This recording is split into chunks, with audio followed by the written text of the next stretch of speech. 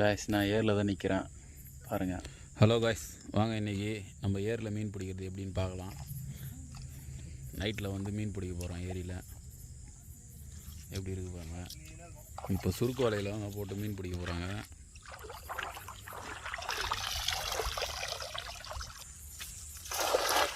வலை வீசியாச்சு.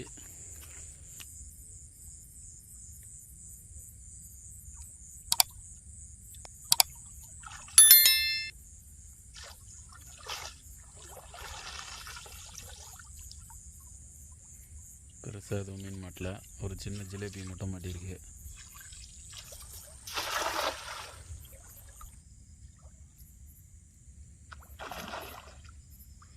பெரிய மீன் மாட்டியிருக்குன்னு நினைக்கிறேன். அடிக்குது, பார்க்கலாம் இருங்க. தெரியுதுங்க. என்ன மீன் மாட்டிருக்கு ப்ரோ?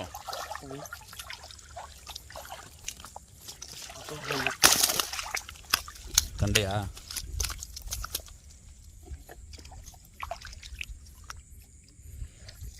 பாருங்க, 3 கண்டை மீன்.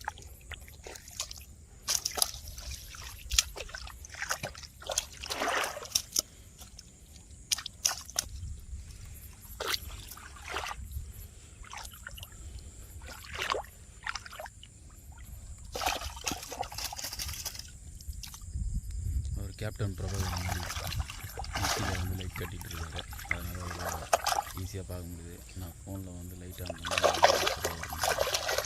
மறுபடியும் வலை பை மாதிரி போட்டு தக்கை போட்டு தண்ணியிலே விட்டுருவாங்க. அப்போ தான் மீன் வந்து காலையில் வரைக்கும் உயிரோடு இருக்கும். இங்கே பாருங்கள், நம்ம பிடிச்சி வச்சுருக்க மீனெல்லாம் இங்கே தான் இருக்குது. அடுத்து எல்லோரும் பெரிய வலை கூட தண்ணியில் போயிட்டுருக்கோம். இங்கே பாருங்கள், நம்ம பிடிச்ச மீனும் கூட வருது பாருங்கள். தண்ணிக்குள்ளே நடந்து போயிட்டே இருக்கோம். தொடக்கு மேலே தண்ணி இருக்குது, நனையாமல் போகலான்னு பார்த்தா கூட இது வரைக்கும் நாங்கள் 1/2 கிலோமீட்டர் நடந்து வந்தோம் தண்ணிக்குள்ளே. எங்கே வலை போடுவாங்கன்னு தெரியவே இல்லை. மீன் இருக்கிற இடம் தெரியல. இதெல்லாம் மீன் கிடையாது, வெறும் டெமோ போல் தான். அங்கேயும் ஆல்ரெடி 3-4 பேர் போயிட்டுருக்காங்க. இங்கே ஒரு வேட்டை ஆடாமல் விடவே மாட்டாங்க. இங்கே ஃபுல்லாக கடல் பாலையாக இருக்குது. நம்ம இதுக்குள்ளே தான் வந்து வலை போட போகிறோம். சுற்றி வலை போட்டுட்டு மீனை பிடிக்க போகிறோம். பாருங்கள், வலை விட்டுருக்காங்க பாருங்கள். இதுதான் வலைக்கான அடையாளம். இங்கே எல்லோரும் ஒரு இடத்துக்கு வந்துருக்கோம்.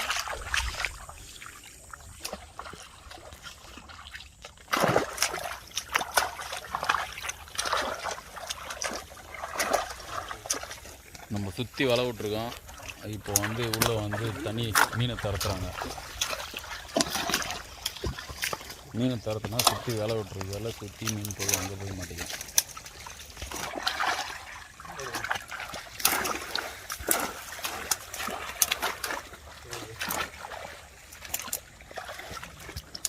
இது ஃபுல்லாகவே இந்த கடல் பாலை தான் இருக்குது. இதை பாருங்கள்.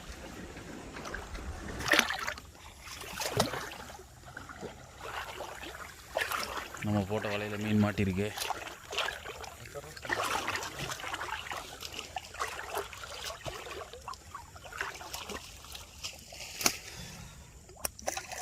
இங்கே ஒரு மீன் மாட்டியிருக்கு.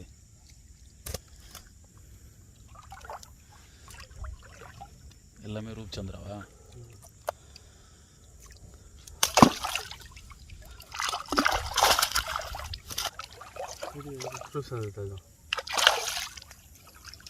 அங்கே ஒரு கண்டை, அங்கே ஒரு ரூப்சந்திரா.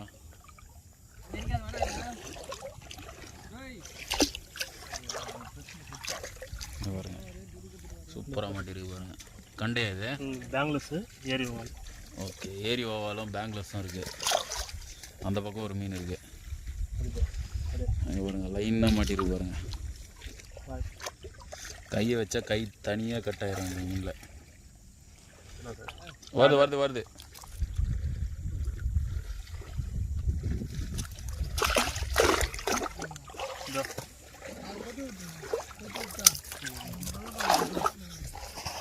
எவ்வளோ பெரிய வாய் திறந்துருக்கு பாருங்க.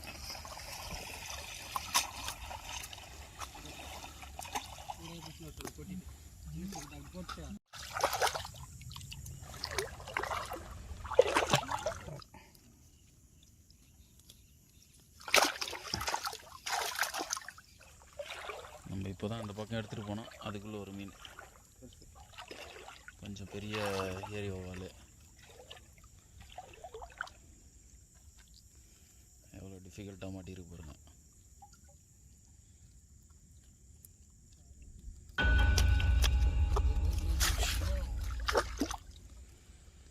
ஒரு மீன் என் தம்பி அசால்ட் பண்ணிடுச்சு. இங்கே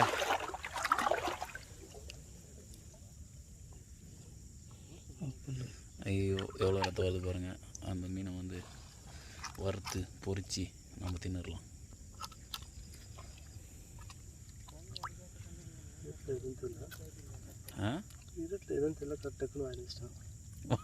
ஆயிலிட போய் கை வைப்பேன்.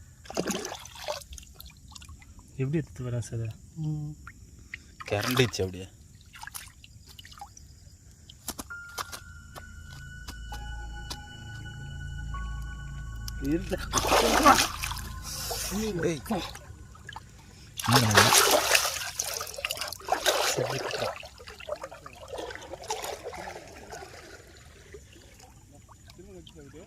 டேய் செம்மையாக கடிச்சிச்சிடாது. இல்லை பல்லு அது சேதை தானே அது.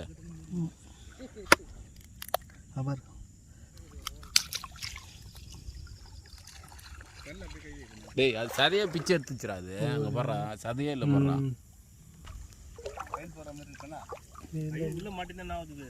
ஐயோ துண்டா போட்டுரும் போல்தா.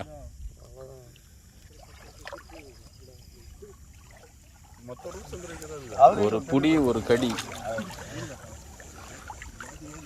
இதுதான் ஏரி வவ்வால். இந்த மீன் தான் கடிக்கிற மீன். தம்பி கையை ஆட்டையை போட்டுச்சு.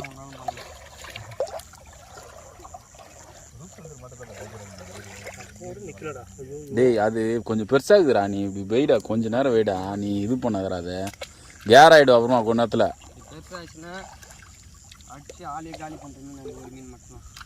வேறு எந்த மீன் காலி பண்ணாது ஆள். இந்த மீன் மட்டும் தான் காலி பண்ணுது. ஒன்று 10 கிலோ 15 கிலோ ஆகும். இங்கே இருங்க 2 பேர் சிக்க வச்சுக்கிற ஆள் மட்டும் வாங்க. மீன் பிடிச்சிட்ருக்கோம். அதை இப்போ வந்து பெரிய சிக்கத்தில் வந்து போட போகிறோம். ஏன்னா வந்து இது வந்து எடுத்துகிட்டு ட்ராவல் பண்ண முடியல, நிறைய மீன் ஆயிடுச்சு. அதனால் இப்போ அந்த பெரிய சிக்கத்தில் எடுத்து போட போயிட்டுருக்கோம்.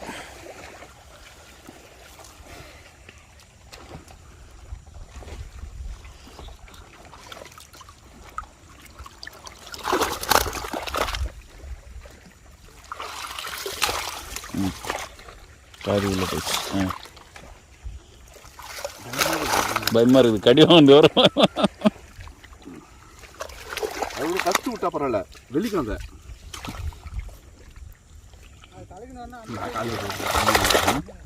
எதுவுமே விட்டுறாங்க.